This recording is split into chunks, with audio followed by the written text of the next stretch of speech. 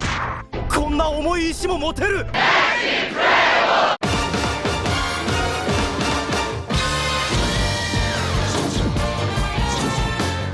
JoJo's Bizarre Adventure. If you've ever talked to me, you probably know that I have a slight obsession with the series.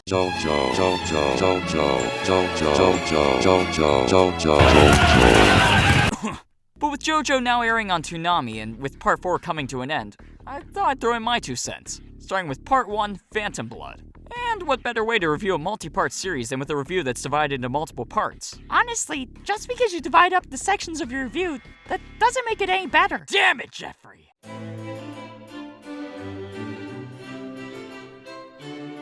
The story is a classic tale, a story of brother against brother, Jonathan Joestar versus his adopted brother Dio Brando. It's like The Good Son, except with no moms. Starting with the adoption of Dio, the story follows up to the point where Dio transforms into a vampire in order to achieve his goal of ruling the world, and continues up to the climactic final battle between Jonathan and Dio. Throughout the story, Jonathan Joestar, or JoJo, meets various characters such as Robert E.O. Speedwagon, or the illustrious Baron Zeppeli, or the one, the only, Pogo, all of which help him on his quest to stop Dio and to save the world, all while learning the visually invigorating Hamon, or Ripple. And speaking of visuals, as anime is a mostly visual medium, the overall aesthetic approach it takes is incredibly important to the identity it holds, and the way it initially presents itself to its viewers. Phantom Blood takes place in Victorian England, a setting I feel is woefully underexplored in animation as a whole. I mean, there was Black Butler, and then there was... there's Long Live the Royals? But I feel Part 1 reaches its visual height once the gothic horror elements are introduced around Episode 3, especially with my main man, Dio Brando, who dons these majestic robes. A lot of Part 1 is dominated by the color purple, which some Western and Eastern cultures see as a color of mourning, which starts to come out a lot more in the anime as the deaths begin to rack up. But purple is also seen as a color of royalty in Japan, which makes Dio's dying of the color all the more symbolic, as he fancies himself a god. It's also a color of gay pride, so possibly foreshadowing? The art direction and animation is more based off the art style in later Part 2, and I don't blame them. I mean, have you seen early Part 1? It's... With this, the animation proves to be very expressive, which I feel is one of the reasons why JoJo is as memorable as it is. The facial animations, for example, are incredibly bizarre, to say the least. Another thing Part 1 likes to do is shift its colors during the middle of confrontations, which helps add weight to every fight that occurs within JoJo. And this plays well into the idea within JoJo's Bizarre Adventure that each confrontation is the most important fight in the entire part up to that point, whether this actually be true or not. The fights themselves, while not always the most creatively choreographed, are at least visually interesting in how each of the elements of fighting are animated, such as the visually interesting Hamon, which is usually shown off with a glowing orange aura that consistently flows into the air. All of these artistic elements blend together in order to make one of the most visually interesting anime that exists. And although I do feel that the adaptations of the later parts are more interesting looking and have smoother animation, Part 1 is still a decently animated and well-designed series. When it's not being a slideshow, that is. It's apparent that David Productions really cares about JoJo, and that they're willing to put in the time and effort to make it stand out like the amazing battle anime that it is. And speaking of battles,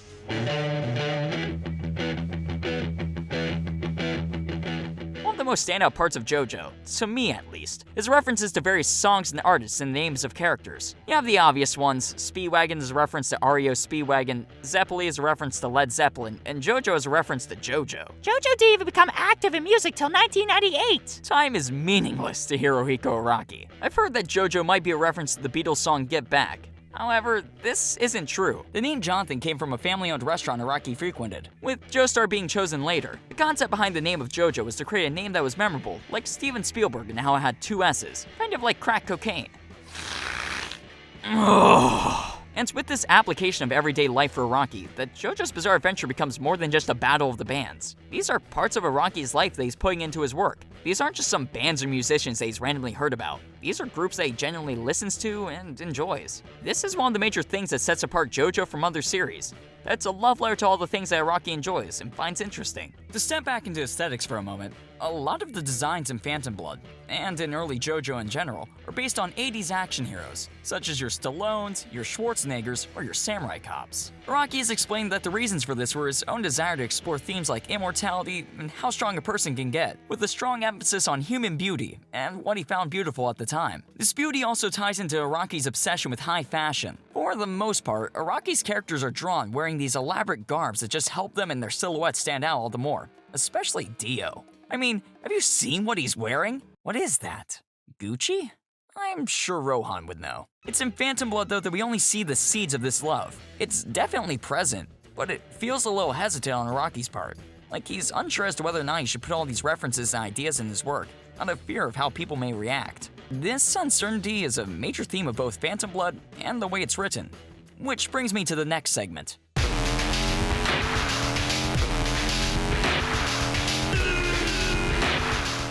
Phantom Blood is the shortest part out of the 8 that currently make up JoJo, with the anime adaptation taking place over 9 episodes.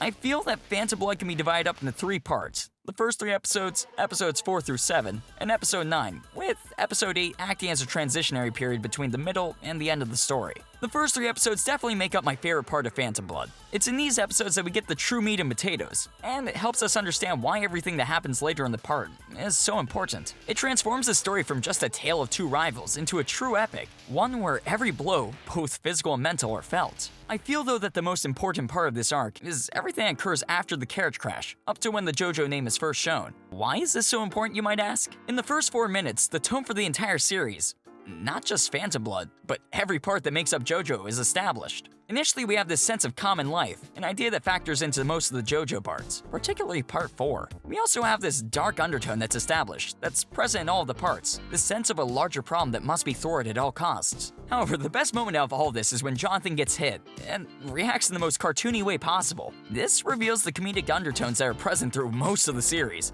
and helps establish this dry sense of humor that will be treated to throughout our stay in this multi-generational saga. At the same time, we're given everything we need to know about the main characters, in both a subtle and not so subtle way. But that's not to say that the lack of subtlety is bad in some parts. Honestly, I'm impressed they managed to convey as much as they did with just animation alone. We learned that Jonathan is a rich kid, who's had a pretty happy life with a caring father. We learned that Jonathan wants to be a bold and noble man who's able to protect everyone he cares about, as well as anyone that may be under his authority. However, at the same time, we're hinted the fact that, much like all of you watching this video right now, Snape kills Hagrid. he's been pretty spoiled during most of his childhood, and how this has made him weak and unable to accomplish his proudly mentioned goal. On the other side of the coin is my boy Dio motherfucking Brando! God, I love this guy. I mean, have you looked at him? I'd let him plant his seed in me any day. But I'm getting ahead of myself. From the start, we're hinted to Dio's intelligence, with how our eyes instantly drawn to the book he's holding in his hand, due to how it's in the center of the frame, as the camera begins to focus on Dio, with the light giving extra emphasis to the book.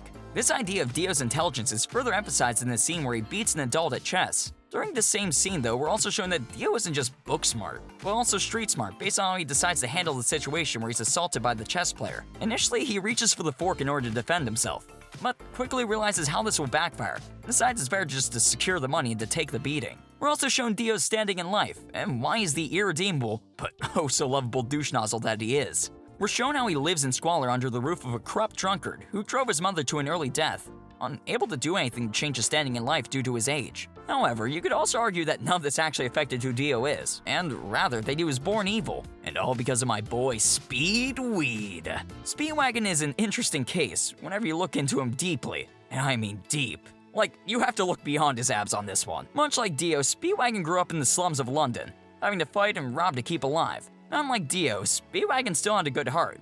You know, when he wasn't attacking random travelers, that is. The thing is, Speedwagon was accepting and gracious of Jonathan's noble spirit, whereas Dio was turned off by it. Speedwagon claims that Dio was a liar, and he was born evil. It didn't matter that he was born in the slums under an abusive father. He just came into the world as he was, as some people do. Whether or not this is true, this assessment of Dio can't really be ignored, especially when Speedwagon brings up the fact that he's lived in the slums his entire life, and knows how to judge people and their moralities. Speedwagon acts as an almost subtle foil to Dio, and he too grew up in similar conditions. Yet, despite it all, He came out of it with a desire to do good. But the biggest thing the first arc does is establish the character that Jonathan will be during the rest of Part 1. During these first few episodes, Jonathan is confronted by Dio time and time again, as Dio aims to crush Jonathan so it'll be easier for him to take the family fortune.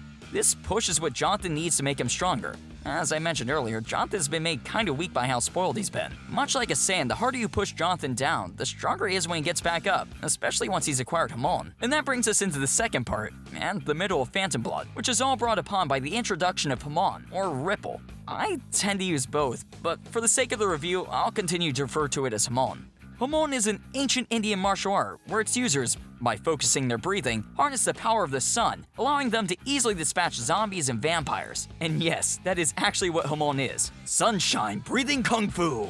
And this concept is introduced by none other than William A. Zeppeli, a Hamon master who would become Jonathan's mentor and main ally. Zeppeli is a classy, weird, flamboyant man who aims to destroy the Stone Mask, a tool that turns people into vampires. And it's during this part of Phantom Blood that the weaknesses really start to show. Now, don't get me wrong, it's still a fun time, but the pacing takes a dive into the slow department. And it's all because one encounter takes up most of 3 episodes. Yeah, you heard me, 3 episodes. But it ends up feeling more like 9 years.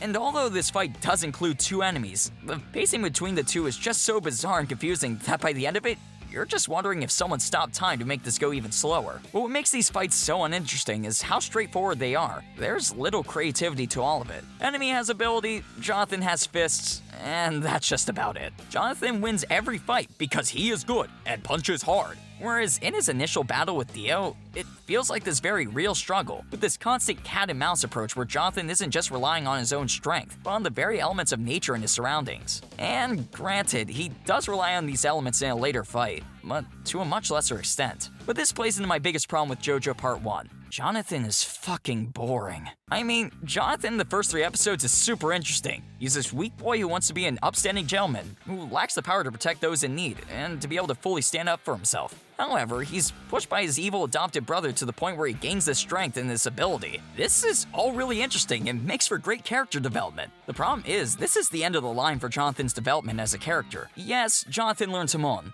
but that isn't character development, that's skill development. I could go outside and do some sick layups, but that wouldn't mean I'm a more interesting character at the end of the experience, just because now I can beat LeBron James at basketball. Hey, LeBron, this is me subtly challenging you to a one-on-one game of basketball.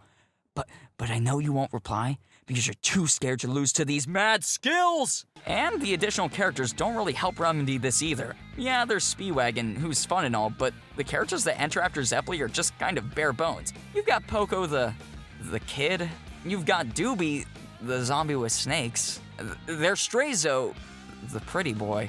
You catch my drift. The additional characters are kind of boring, save for the 2 greatest characters in all of JoJo, starting with Paige. Note how he executes this magnificent line, "My name is Paige." Truly, he is the most masterfully crafted character, but we can't forget the other great character, known only as Dire, with his master technique, the Thunder Colossal Splitter technique. Now trust me, if you guys haven't watched all of Part 1 yet, when you get to this magnificent man, you'll be impressed by the sheer power of this attack. And if you've already watched Phantom Blood, then you know how great this move is. And with that, we're brought into the transitionary episode and the final episode, which oversee the fight against Dio and the aftermath. It's here that the story finally starts to gain a solid structure once more, but not until the final half of episode 8, hence why I feel it's more of a transitionary episode than anything. It's here that the truly interesting conflict is brought back to the forefront, the epic clash between Jonathan and Dio, Rocky versus Apollo, Edward versus Jacob, Solid versus Liquid. Once this conflict is brought back, the pacing just feels like it ramps up. We're invested in this conflict. This is what was built up in that early part, and now we're finally seeing the conclusion to it, and the hype is real.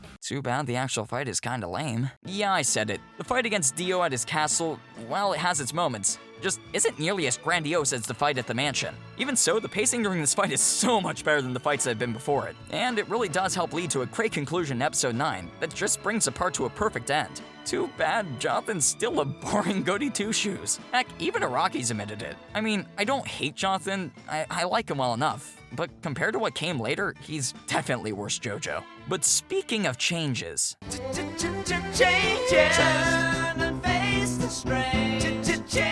as with any good adaptation, you're going to see a fair amount of changes. As I mentioned earlier, the art style is much more reminiscent of later Part 2, which I definitely don't blame them for. Among this, the story also saw a few parts cut, such as Dio's initial encounter with Wang Chan, George Joestar explained to Dio the origin of the mask and of Danny, and the 77 Rings trial. Out of all these things, I feel we lose a little bit by cutting out the explanation for the mask, but honestly, the story doesn't lose a ton without these bits. Outside of these, there's some minor fluff bits that are removed, such as Speedwagon initially being turned away from the hospital, but these things are removed to help streamline the experience and to help speed up the pacing. There's also a little bit of censorship in the series, both within the visuals, but in this case with how they cut off a bit where Jonathan steals his father's pipe, and then tries to get some of the local boys to try it with him. What's weird is they still keep this part in the anime, due to it kind of being necessary for the conflict between Dio and Jonathan, but just without the pipe. The kids claim that Jonathan's gonna tattle on them, but what for? Either way, you can't have kids smoking on television. I see you there, Jotaro. Can't get away from me. Good grief.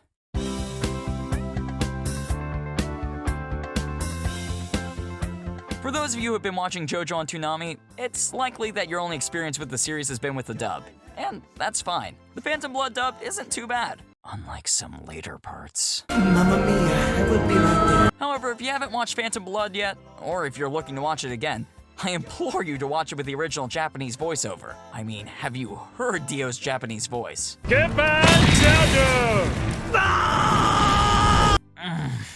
It's just that good. I mean, the English one is pretty good too, but I have a preference towards Japanese. It's still good though.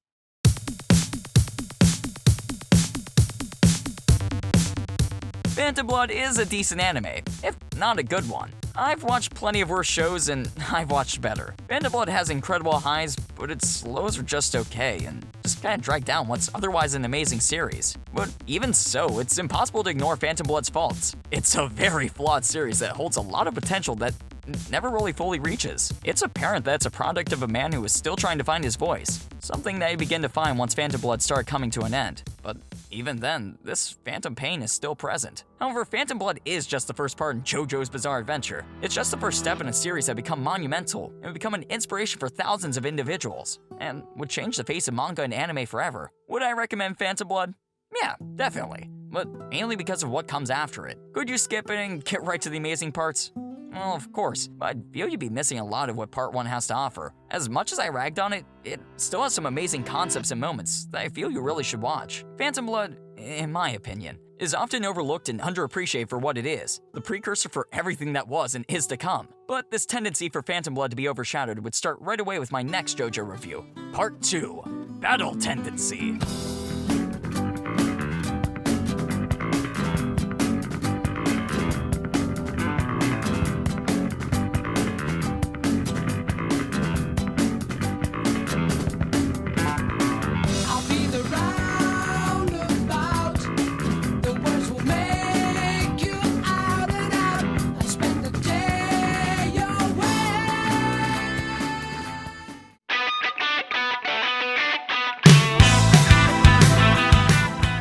Wait till now to talk about this one thing I really like in Phantom Blood. And I thought I'd wait till now because it spoils both the middle and the end of Phantom Blood. So there's this moment when Tom Petty first shows up where Jonathan reaches his hand out to shake his hand in order to greet him. Tom Petty just kind of sits there and stares at it like an anime girl staring at a tentacle. Unsure what to do with it, but thinks they get the idea of it. Then there's a shot of an aura coming off the hand, and Tom Petty says that where he comes from, they don't shake hands. They bow. And on first watch, this seems a little awkward and stilted, but we accept it nonetheless, much like an anime girl staring at a tentacle. However, upon finishing Part 1, we realized that Tom Petty was actually reading Jonathan's aura, much like he did with Zeppeli where he first saw his death. And much like Zeppeli, Tom Petty sees Jonathan's nearing death in his aura. This moment is so subtle and so well handled that it just adds a bit of extra weight to Jonathan's death. It just adds this bit of tragedy, a tragedy that just becomes more and more apparent as the series goes on. But that's a discussion for another time and for another video. Till then, stay bizarre.